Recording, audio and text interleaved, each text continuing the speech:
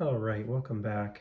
I've gotten to spend some time with the Arno Bernard Assegai pen, and I wanted to just take a few minutes to go through my findings and tell you a little bit about what I found. So let's get into it. I did an initial unboxing on this. I was very impressed by the presentation, so I'll just reiterate that. That's great. I actually, on this particular one, took out the leather sheath. It's broken in nicely. It's actually quite easy to get the pen in and out of now, which is nice. They have this ability to like pull this back here and pull it out, which I really like. So the sheath is quite nice. That sat in here. When it came out of box, it was like this, fit in perfectly.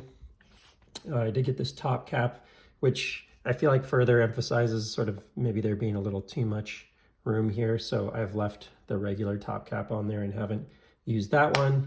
I was impressed initially by the coin. It would have been really cool if there was a matching serial number on that, but let's, beggars can't be choosers. I didn't buy a coin anyways. I bought a pen. I would rather the pen be less expensive without this, and I wouldn't have bought the top cap personally. Just not my thing. Came with a couple stickers. Really nice hardware in here. Maybe we'll try and use this for taking apart the pen. But came with some seals, which is really nice. Not a lot of pens do. And another one of it's actually a custom spring that kind of loads up towards the front. You can see how the spring coil gets tighter. So you do have to use this custom spring. And then it came with one extra easy flow refill, which is nice. So let's talk a little bit about the pen and what I found in owning it now for, gosh, now it's been, 2 months or... it is really nice. I've really felt like this is living up to a lot of what I was looking for. Let's start with some of the things I didn't like though. So the finish, it's a very fine turn, which has an amazing quality because their machining is phenomenal and you can barely see, if at all. I cannot really see with my naked eye the separation on the tip. So their machining is fantastic. But if you can hear that, it has a little bit of abrasiveness to it. Some people love that on like the tactile turns and stuff. I'm not the biggest fan of that. I actually really prefer more of a stone-washed finish. So I'd love to see this pen in a stone wash similar to a Smooth Precision Pens kind of finish. It doesn't have to be this dark stone wash or anything, but I think a stone wash would be a really nice finish on here. And I have a feeling the way that this is, it would probably bump up against stuff and get scratched a little bit. So food for thought. Second one, these grip lines are a little sharp. Not bad.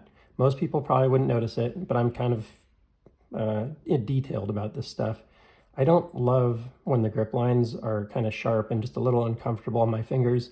So I'd want them to be either a little further apart so there's not so much like focus on the grip line, or I'd want them to be like, again, stone washed into something a little smoother, and then I think it'd be just fine.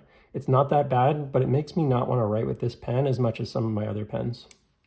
So let's get to the good stuff. That's pretty much it. I mean, the rest of it I really like. Let me double check one thing. Oh yeah, almost no tip wiggle, by the way, which is phenomenal. There are a lot of very top-end pens. For instance, my billet spin, and these vary a little bit, but they have quite a bit of tip wiggle, and I am not a fan when that's the case. Let's take it apart. I can't remember if I did that on the unboxing video or not. I think I might have, but let's take it apart really quickly. It's pretty darn easy to work on, so that's really cool. I think I did take it apart on the unboxing, but we'll do it again just for fun here. You can see once you do that there is another bolt deeper inside there, which my regular tool would not be able to get to. So that's where this tool, I forgot to take it out when I was doing earlier, comes into play, where it's a little longer, and why they probably include it, because that is, further in there. Let's go ahead and, it's not as far if you do that. It looks like you can actually get to it, but just to be safe, we'll use this one. Let's go ahead and pull out the rest of the stuff here. It's usually better to kind of work on it when everything else is out of there. Some people would argue, do note, by the way, that it does have quite a bit of like gunk on it. So be careful with that. Let me grab something really quickly to put this on. Just want to use a tissue there because there is some, I don't know what they're using, some sort of graphite or whatever when you open that up. Forgot about that. But the action is just so smooth. So I don't know if that's what contributes to that, but I've been very impressed with the action. We will go ahead and open that guy up there.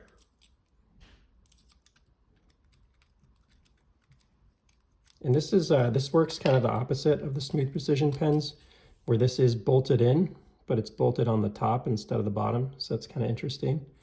And then this guy comes out. Now you've got your full body, or whatever you want to call it. People have different terms for this, but set aside. And yeah, really pretty simple. It's not the easiest pen to work on that I've ever seen, but pretty darn good. You cannot complain overall about what we're dealing with here.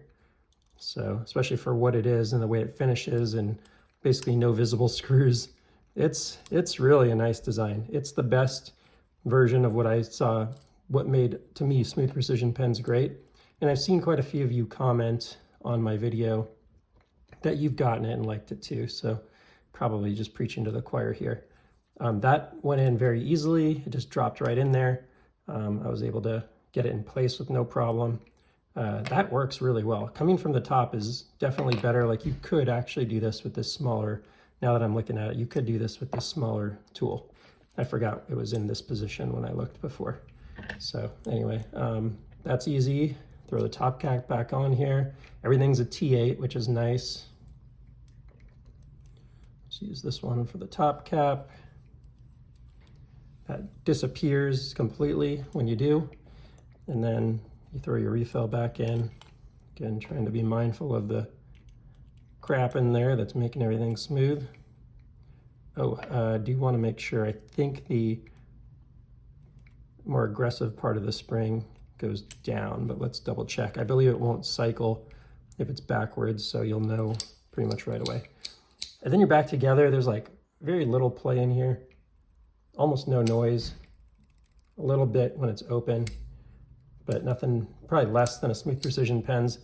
I really think this is the best, clip bolt since the SPP. Like, I haven't seen something do it as well as this. The spring is a little light. You could potentially find another spring that would work with it. I cannot say because it is a proprietary spring, but overall, really pleased with what I've seen so far here. And it's basically for my all-around pen preference, which is a bolt, ideally, I don't know, maybe eventually I'll change my mind about this, but I really do like the integrated clip bolt. It's my favorite that's out there. What are some of the advantages of the Smooth Precision pens by comparison? You get a little more deep carry on the pocket clip there, as you can see. What else? You get a slightly nicer in the hand to write pen. This barrel's maybe just a touch thicker, which some people might like. It's probably closer to a USG, the original. It's probably right in between these two. I think this is like 36, maybe 37 and 38 if I had to guess, but couldn't say the exact sizes of these, to be honest, off the top of my head. I think it's like 36 and a half or something, 37. And yeah, if you've been searching for Smooth Precision pens, you cannot find one. To me, this is the best alternative on the market that basically does that. I did notice, and I don't remember if I caught this in the unboxing, but I did notice the serial numbers engraved under there. So year 2024, number 64. Then you got the Arno Bernard logo. So cool stuff there. That's all for now. If you enjoyed the content, please feel free to like and subscribe, and I will see you on the next one. Take care.